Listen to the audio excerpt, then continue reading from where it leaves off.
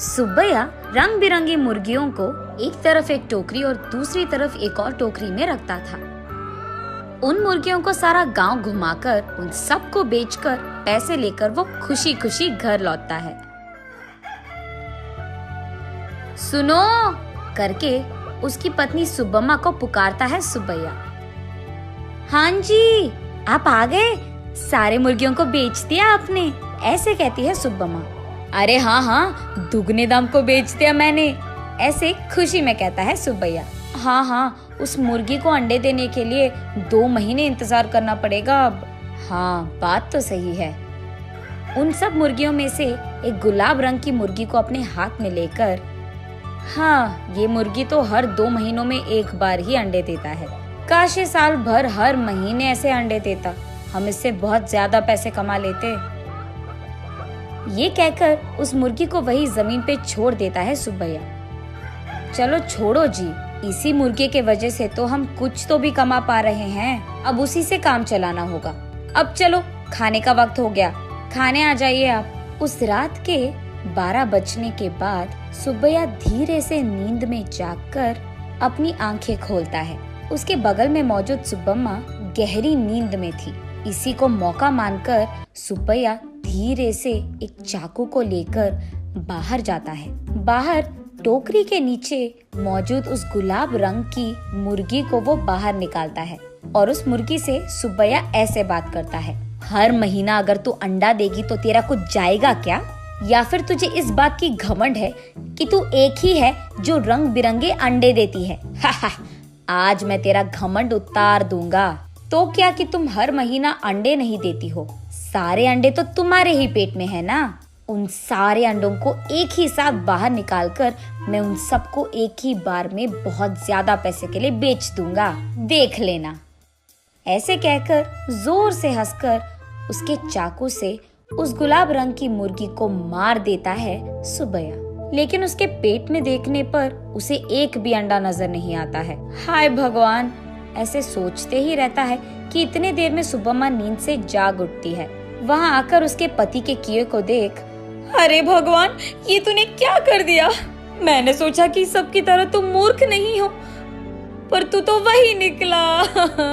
अरे रे, इतनी अच्छी पैसे देने वाली मुर्गी को तूने जान से मार दिया। अरे रे, सोने की बतख की कहानी कभी सुनी नहीं है क्या तुमने? हाय भगवान, ये मेरे पति ने क्या कर दिया? तुझे लालची बनने की क्या जरूरत थी? ऐसे वो रोती रहती है कि इतने में ए सुनो, क्या कर रही है तू? सुब्बम्मा उठो, क्या हो गया तुझे? सोते हुए इतनी जोर से चिल्ला रही है, पागल हो गई है क्या? नींद से जागकर सुब्बम्मा परेशान होकर अपने पति की ओर देखती है। उसे कुछ नहीं समझ आता है। वो तुरंत बाहर जाकर टोकरी के नीचे बैठे उस मुर्गी को भी देखती है। वो मुर्गी तो हमेशा की तरह सही सलामत थी। ये देख सुब्बम्मा अंदर आकर, ओह, ये सब सपना था, मैंने तो सच सोच लिया था इसे, ऐसे कहती है सुब्बैया से। क्या सपना, क्या सच की बात कर रही है? आधी रात को मुझे उठा दिया तूने अच्छी नींद से। चल जाओ, सो जाओ अभी, कहता है सुब्बैया। अरे जाइए ना आप भी, मुझे तो बुरा सपना आया कि आपने उस मुर्गी को जान से मार दिया, क्योंकि आप लालची बनकर उसके पेट में मौजूद अंडों को निकालना चाहते हैं। मैं कितनी घबरा गई पता है आपको? मुझे क्या पता था कि वो सपना है, मैंने तो आपको बहुत डांट लिया, ऐसे कहती है। हाँ, ठीक है। वैसे मैं उस मुर्गी को क्यों मार डालूंगा? मैं क्या पागल हूँ? वैसे मुझे तो हमारा अतीत बहुत अच्छी तरह से याद है। आज अगर हमें चैन की नींद मिल रही है तो वो उस गुलाब रंग की मुर्गी के वजह से ही है। उसको मैं क्यों मार डालूंगा? चलो सो जाओ अभी, तुम और तुम्हारे सपने। ऐसे कहकर सुब्बैया सो जाता है। लेकिन सुब्बम्मा वही बैठकर अतीत में चले जाती है। एक समय में सुब्बम्मा और सुब्बैया दोनों मुर्गियों का व्यापार करते थे। सुब्बम्मा कुछ मुर्गियों को अपने घर के पास ही रखती थी।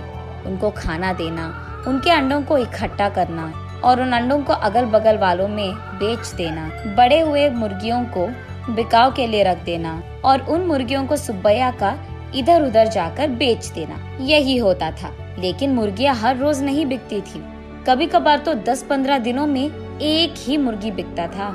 इसी कारण सारा गांव घूम घूम कर थक कर घर आता था सुब्बैया।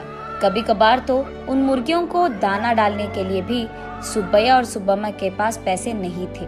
तब एक दिन सारा दिन घूमकर थके हारे सुब्बैया उसके घर लौटता है। घर आकर वो बरामदे में बैठता है और उसके बगल में सुब्बम्मा खड़ी रहती है। क्या आज भी एक भी मुर्गी नहीं बिकी? वो ऐसे पूछ ही रही थी कि वहाँ एक साधु आता है। माता, खाने के लिए कुछ दे दो, ऐसे पूछता है। थका हुआ सुब्बैया, ए साधु, हमारे पास ही खाने के लिए कुछ नहीं है, अब तुम्हें क्या दे? अगर चाहिए तुम्हें तो हमारे पास बहुत सारे मुर्गियां हैं, एक लेकर जाओ, ऐसे कहता है। तब साधु छोटा सा हंसी एक देकर, मुर्गी का मैं क्या करूँगा बेटा, मैं मांस नहीं खाता हूँ, मेरे पास ही एक मुर्गी है, इसको तुम ही पालो, ये लो।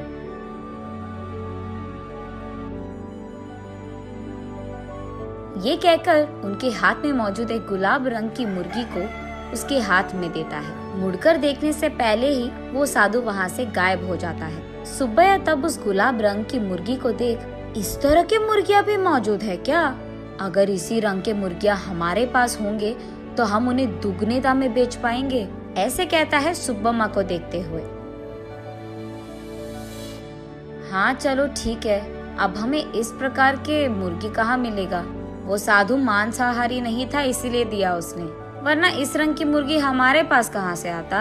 ये कहकर उस मुर्गी को वही एक टोकरी में डालकर वहाँ से चले जाते हैं। अगले दिन देखने पर वो मुर्गी अंडे देता है। ये देख वो दोनों उन सारे अंडों को एक जगह इकट्ठा करके रखते हैं। कुछ दिन बाद उन अंडों से बाहर आए मुर्गियों को देख सुब्बम्मा आश्चर्यचकित हो जाती है। अरे सुनो, इधर आइए आप, सुनते हो? अरे कहाँ हो आप? इधर आइए जल्दी, ऐसे वो अपने पति को पुकारती रहती है।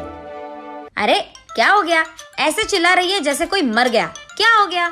उसके ऐसे कहने पर सुब्बम्मा उसे रंग बिरंगी अंडों को दिखाकर ऐसे कहती है, अरे देखिए ना, उस साधु ने जो मुर्गी हमको दिया है उसके अंडों से रंग बिरंगी मुर्गियाँ आई है। ये कहकर सुब्बम्मा उन मुर्गियों को सुब्बैया को दिखाती है। चलो अच्छा ही हुआ, भगवान की कृपा हो या साधु की, हमारे लिए तो ये भला ही है। चलो हमारी मुश्किलें तो खत्म हो गई।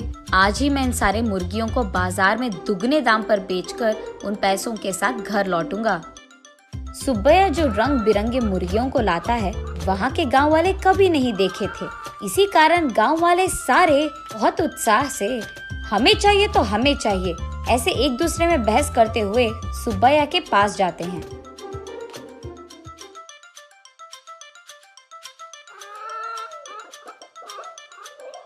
ऐसे वो मुर्गी 1 महीने में सारे दिन अंडे देकर, फिर 2 महीने बिना अंडों के, फिर उसके बाद 1 और महीना सारे दिन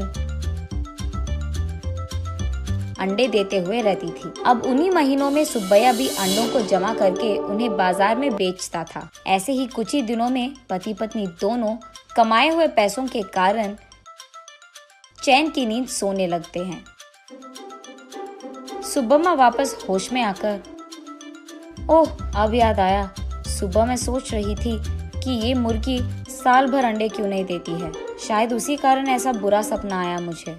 ये सोचकर वापस गहरी नींद में सो जाती है सुब्बम्मा।